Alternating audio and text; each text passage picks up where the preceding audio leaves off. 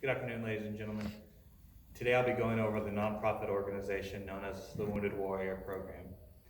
This program is especially important to me as a veteran, as I've seen the effects that it can have on helping my fellow veterans who are dealing with the stresses that came with combat overseas. It helps wounded warriors by creating events where personnel from the military can meet up together and they can all talk to people who are probably going through the same thing that they might feel alone that they're going through. It also can provide personal assistance to them in certain cases where they need help mentally or physically.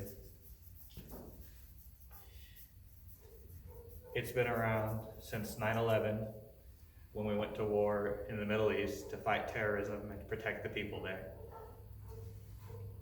It not only helps veterans physically, but also helps them mentally, because many of them are dealing with the PTSD that comes with combat.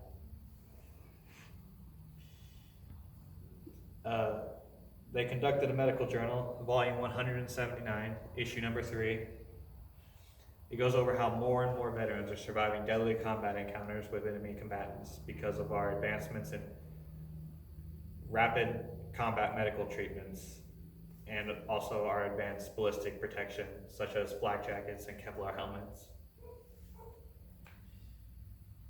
However, since they are surviving combat, probably with grievous injuries, if our rapid medical treatments are needed for them, that means that they will have more and more physical ailments that will plague them for the rest of their lives, in addition to the ones the military already places upon their bodies.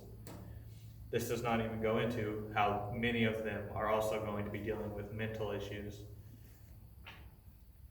like I said before, covering combat and maybe seeing some of their buddies who didn't make it out like they did. In May of 2018, a quality of life study was conducted by the Wounded Warrior Program, volume 27, issue 5, how as our number of combat veterans continues to grow, as the survival rate continues to heighten, and they safely return home, we find that more and more of them are falling into a depression, as many people will see, if they can look at medical records, that the warrior suffers mental issues following his combat deployment, which leads to them not being able to find a job or getting fired from their job for an outburst.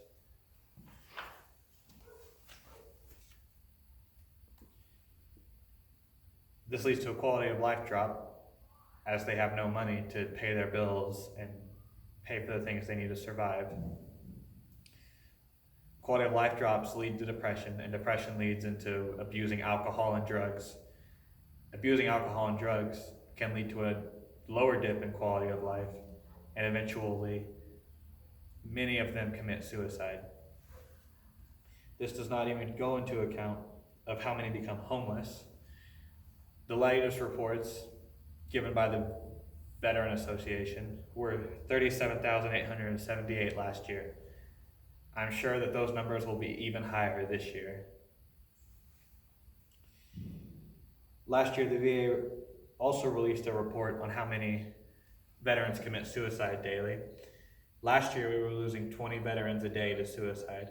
20 people who went overseas and fought for other people's freedoms and liberties in addition to our own kill themselves every day after they deal with what they had to do over there. The Wounded Warrior Program not only conducts events to help these veterans, but also conducts research like the journals I've listed above.